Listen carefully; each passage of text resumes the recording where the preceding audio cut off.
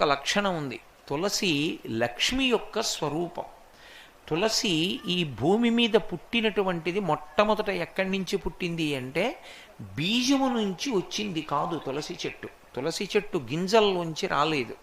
తులసి చెట్టు వృంద అనబడేటటువంటి మహాపతివ్రత యొక్క శరీరము దగ్ధమైనప్పుడు ఏర్పడినటువంటి బూదిలోంచి విత్తనాలు చేశారు బ్రహ్మగారి యొక్క అనుగ్రహం చేత. ఆ విత్తనములను చల్లితే అందులోంచి తులసి పుట్టింది. అందుకే అసలు తులసి కారణజన్మురాలు, లక్ష్మియే తులసిగా వచ్చింది. తులసికి ఒక్కదానికే ఒక లక్షణం ఉంది లోకంలో. తులసి సమస్త పాపములను హరిస్తుంది. ఎందుచేత హరిస్తుంది అంటే దాని గురించి పురాణంలో ఒక మాట ఉంది.